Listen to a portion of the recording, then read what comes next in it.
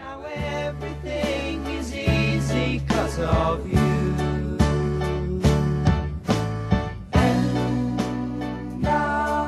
Well, hi there, Cindy Dole here, and this is Home Wizards, your radio home for all things home, garden, and life improvement. How are you this Saturday?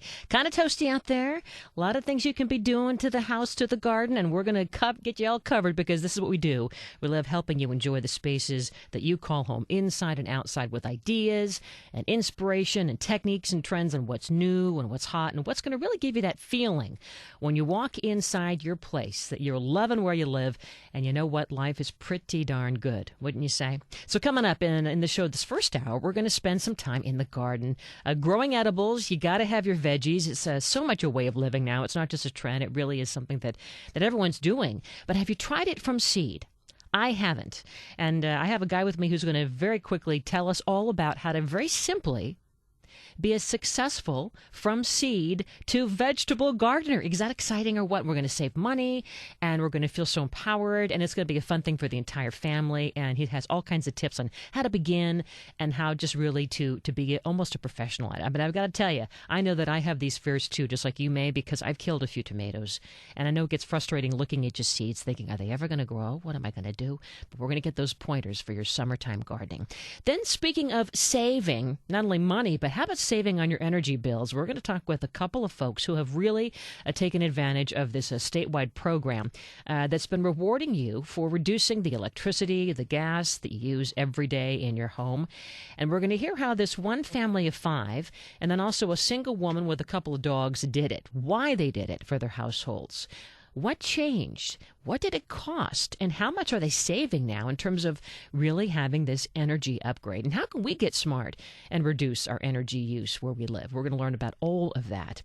And then later on, you know, when you watch your favorite TV show, let's say for me, it's Mad Men. Yes, I'm watching it in, well, I guess you call them reruns on DVD. But, you know, there's a reason why that kitchen or that family room, or in the case of Mad Men, when Don Draper walks in the door, that it looks a certain way. Or when you go to the movies, like I loved The Bridesmaids, you see the bedroom looks a certain way. Do you get inspiration from that? And how do those folks do that anyway? We're going to talk with a set designer, production designer, who really has worked her magic for TV shows and for films, as well as in real homes, to learn how she does it. You know, she has to be very true to the period and find just the right thing, down to the food, that it looks just right in these homes. And then how do they shop? And maybe we can get some great tips from her as well. So all that is coming up. 888-539-2980 is the number. We hope you'll keep handy.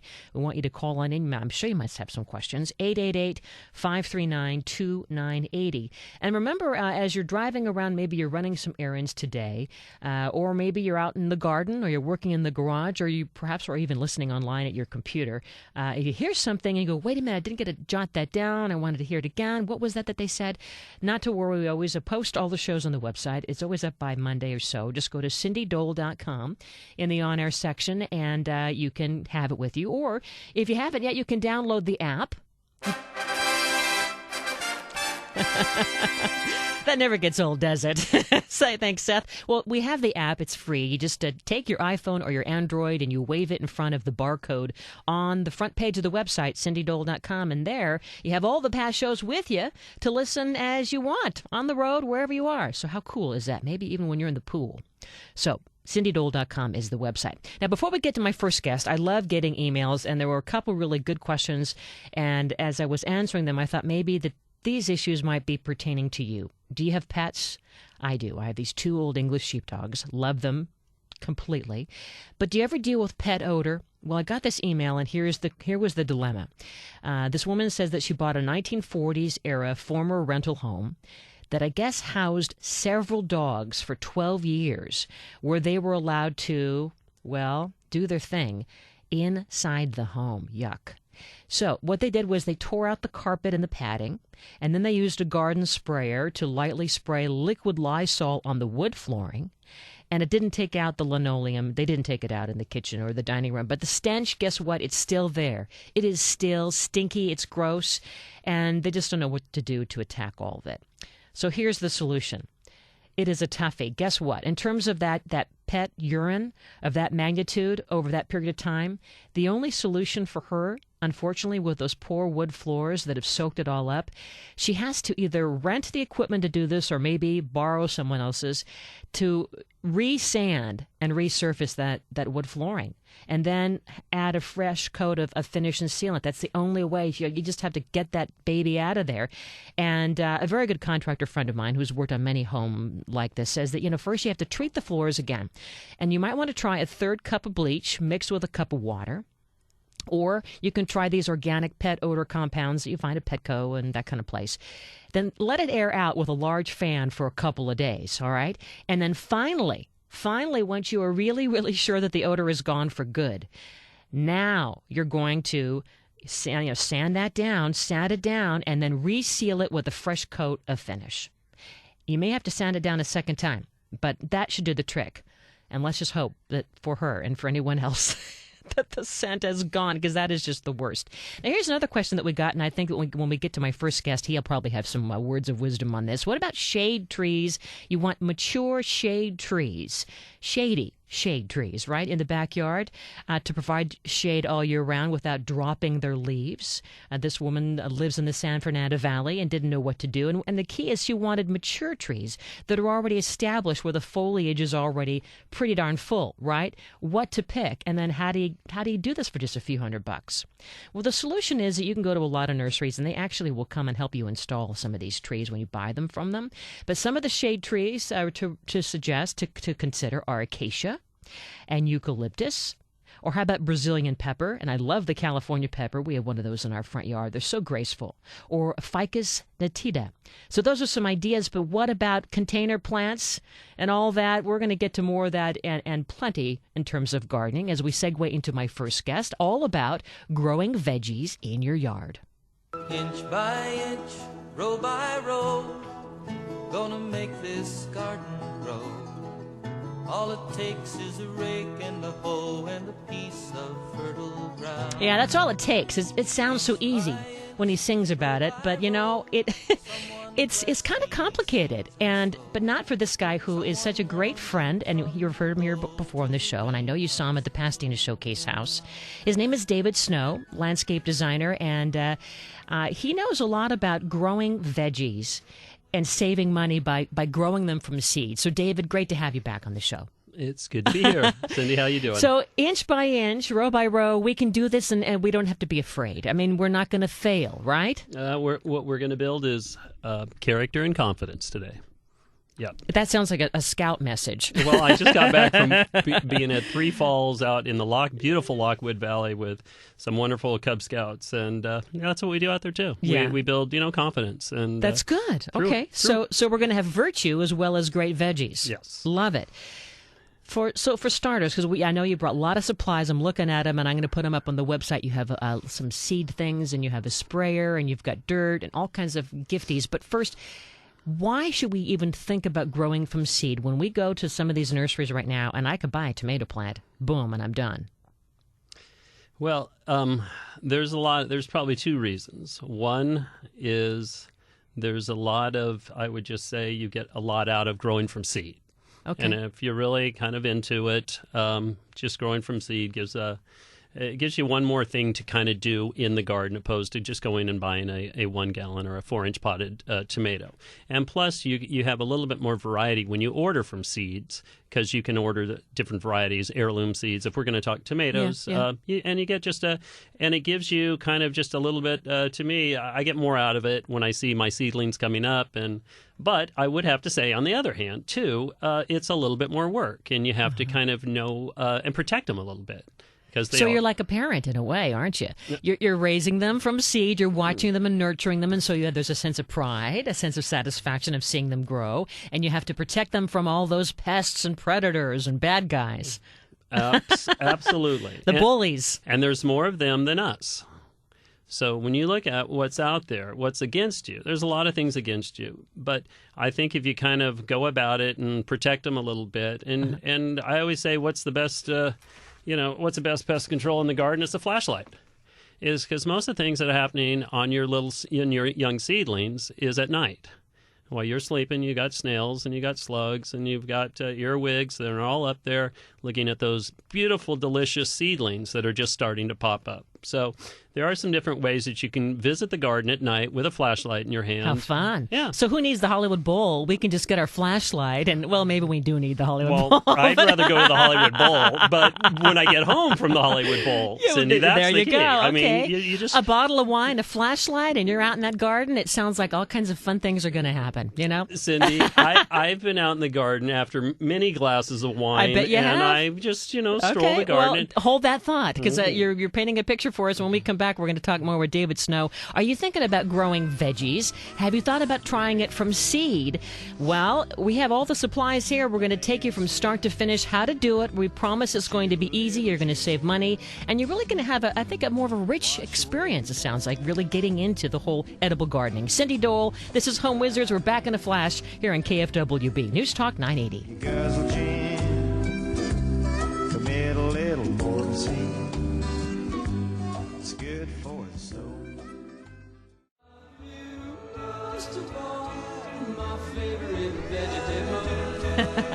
Welcome back. We're talking about those vegetables here on Home Wizards. Cindy Dole with David Snow, who's going to help us grow veggies from seed. The number is 888-539-2980. Maybe you have a challenge growing veggies in your garden or in a container. It's okay. I have killed many plants myself, but we're getting smarter and more successful all the time. 888-539-2980. Landscape designer and a great all-around gardening guru, David Snow, here to help us. So tell us, you were just getting to the good part about how this is going to be so much more fulfilling to grow from seed, all right? And it's going to save us money. Well, it's going to save you money. I mean, I don't know how much money it's going to save you. I just think if you look at the economy right now, it's just a good thing to grow edibles. Sure. And it's not just tomatoes, but fruit trees and peach trees and anything that you can go in the backyard or your kids can go in the backyard and pick and eat. I've kind of always coined a little phrase. I said, junk food doesn't grow on trees. Ah. You like that? That's pretty good. Exactly. That's good, Dad. And people need that. And I know everyone's got a token lemon tree in their backyard. Well, speaking of kids, I mean, hasn't it been shown that if a youngster is participating in growing vegetables, even if they don't like to eat their spinach, now all of a sudden, if it's their vegetable that they're raising, that seed that they're nurturing, they might have a different view. And good fruit trees can go year-round, like lemon trees, but it's wonderful to have just like the pomegranate that goes into the fall, and just right about the holiday times, you have and pomegranates are great for the blood. So there's so many things that are out there that are just good organic citrus that you want to give to your kids anyway. But I know I'm talking about seeds, and I don't want to. Sure, that's okay. But we have time. But what we're going to kind of talk about is let's go to the beginning. Sure. You want to grow from seeds, and you're not quite sure. So in the old days, we would order a catalog. We'd call Thompson Morgan, that's a company back east, and they'd send you their beautiful catalog, and you'd strum through the pages, and you'd say, "Boy, look at that variety of foxgloves." Vibrant photography. You're probably going, "Wow, I want all of them." Now, the difference is the catalogs have more variety than your local nursery. And to this day, probably that's websites, right? Absolutely. Yeah. So you don't really use the catalog as much, even though it's nice to have. But nowadays, you just, Google search something, get on there, look at their catalogs. Because, sometimes I'm always encouraging people to go to their nursery, and when the nice little customer service guy comes up, or gal, and says, "Gee, how you doing?" You tell them you're bored. I'm bored. I'm bored. Bring it on. Bring on some game, dude. Yeah, I mean, bring it on. What is in this nursery that's new that we haven't seen for the last 20 years? And let me tell you, Well, nurseries you know what? I think that there's some politics to that. I think that a lot of times, just like any store, they're trying to fulfill a certain expectation of what they think consumers want to buy, right? Absolutely. They're comfortable. And don't get me wrong, there's a lot of nurseries that have really come around. They're offering more California native plants, and they're just offering just different varieties. And there's great companies like the Suntory Corporation out of Japan is doing wonderful hybridizing different flowers. We had a flower up at the Pasadena Showcase called Sonetti. And we had more people ask about that because they had just never seen that before. And you grew that from seed? Oh, no, I didn't grow that from seed. That plant was donated.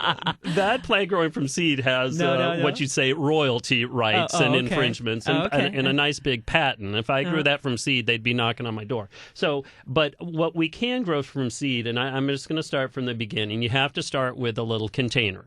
All right, so when you say container, you have one right here in front of me. It almost is, it looks like it's a plastic, like for your leftovers. Yes. Kind of a container, but it has little pockets in the base, right? Yes. Like how many are across? It looks like 1, 2, 3, 5 across. Yes. So 5, 10, 15, like 20 or so spaces. So now this container... And you buy that container? No. This is kind of a little tip. It's very easy. You can talk to your husband and say, honey, I want to go out to dinner tonight.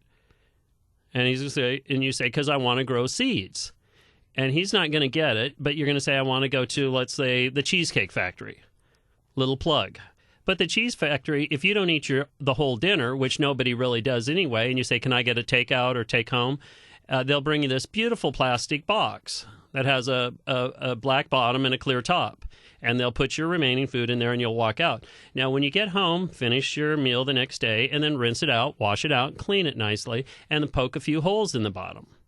Maybe for drainage. Absolutely. Yeah. But does it have to have, I mean, what you get in the restaurant, that container is not going to have dividers, is it? It doesn't need dividers. It doesn't need dividers. No. Okay. So it doesn't have to come from the Cheesecake Factory. It can come from that chicken. Well, it could be Tupperware. I mean, it could be stuff that you have for your leftovers. Yeah, but you want to recycle. You don't want to use good Tupperware. I mean, I'd get in trouble with my wife if I started going into the kitchen getting good used Tupperware.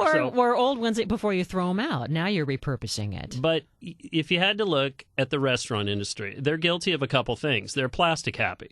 Mm-hmm. It means everything walks out the doors in plastic. And I'm just saying you can use those to start seeds. Okay. And even at the chicken rotisserie that you can buy at any number of supermarkets, it has enough height on it too. So when you close it, it's got room to grow. And you like the idea that it has a lid, right? Yeah, because there's the greenhouse right there. People, don't throw away all those takeout things that you bring home. So could you use an egg carton?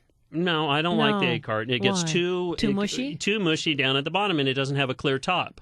Because this is what protects them. So you want the top, but it's got to be clear. Yes, because there's the greenhouse, and that works out. Good tip. So, all right. So you've brought home whatever means of plastic that's out there, and you've poked holes in the bottom, and you're going to get a little bit of peat moss, which is the soil medium that you're going to use to germinate, and you're going to add to it, if it doesn't have it, you're going to add some perlite to it. And that's for drainage. Yes, and that's the white. Those little white fluffy guys. Yes, drainage, and it just adds oxygen. Mm-hmm. Okay, so it won't be just all and excuse me for a second, the soil is regular potting soil or well, I kind of make a custom blend. Okay, I don't...